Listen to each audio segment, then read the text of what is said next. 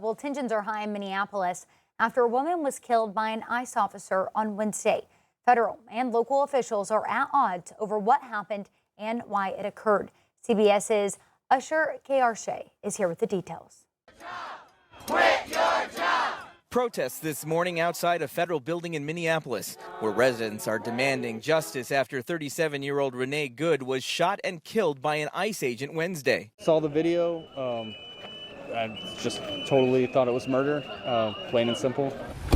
That video shows Good backing up in her car as an agent tries to open the driver's side door. As she begins to pull away, another officer draws his gun and fires multiple rounds, killing her. It was an act of domestic terrorism. The Trump administration blames Good. DHS Secretary Kristi Noem claims Good had been stalking agents all day. State and local leaders say ICE should leave Minneapolis, and its presence is what led to the violence. Do you have no decency? We have someone dead in their car for no reason whatsoever. Minnesota's Bureau of Criminal Apprehension says it will not be part of the FBI-led investigation, saying the FBI is blocking access to evidence, investigative interviews, and case materials. Someone is fleeing. That is not a justification for the use of deadly force. Retired ICE agent Eric Ballier took a close look at the video evidence and says it's up to the officer to stay calm. She's trying to get around that vehicle, is what it appears to me. She has the steering wheel turned to the right, and she's trying to get away. I hate to say it, but you have to tune out the noise. You have to focus on your objective. Renee Nicole Good leaves behind a wife and 3 children. Usher Qureshi, CBS News, Minneapolis. A review of DHS policy shows that firearms cannot be discharged to disable a moving vehicle unless, in one exception, the vehicle is being, quote, operated in a manner that poses an imminent threat. On developing news, Utah police are searching for suspects after gunfire erupts outside of a Salt Lake City church. Authorities say a fight broke outside of a funeral with at least 8 people being struck. Police say 2 of the victims were pronounced dead. Some of the others were taken to a local hospital with 3 people reported to be in critical condition. Police say that they are still searching for the suspect, but some tips have been coming in. The FBI's area field office says that it has offered to help with the investigation. Well, back here at home, we have new information about a former Immaculate Conception school teacher in Fort Smith. 50-year-old Christy Castagno, that you see right there on your screen, pleaded no contest to harassment of a child stemming from an incident at the school last April. A police report says that Castagno firmly grabbed a 3-year-old's face, leaving marks on the child's face.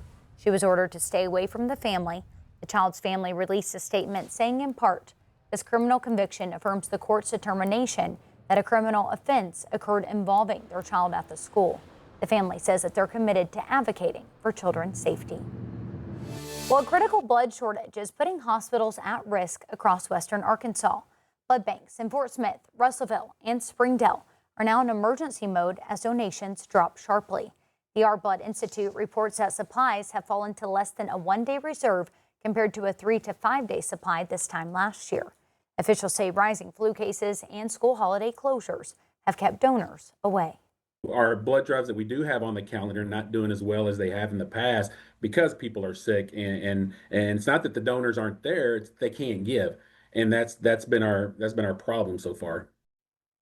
They say the greatest need is for O negative and O positive donors. Well, we are hearing from the Republican candidates for Arkansas Senate District 26 seat after none of the candidates received a majority of the votes on Tuesday. The seat was left open by the late Senator Gary Stubblefield.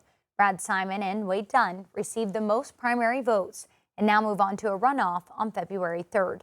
The winner will go on to face independent candidate Adam Watson in the special election on March 3rd. Wade Dunn says that his years of experience in business helps to shape how he says that he'd serve in the state Senate if elected. Be that person that goes in there and say, you know what, I've been there, I've lived that, I've been 45 years in business. This will not work. This physically just can't work.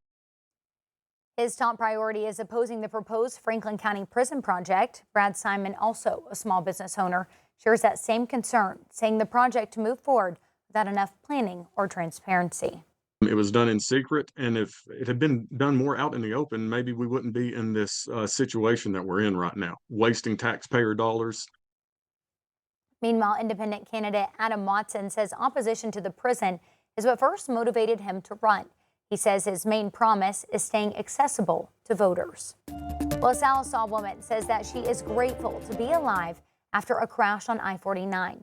A split decision saved her life. It's a story you'll only see here on 5 News.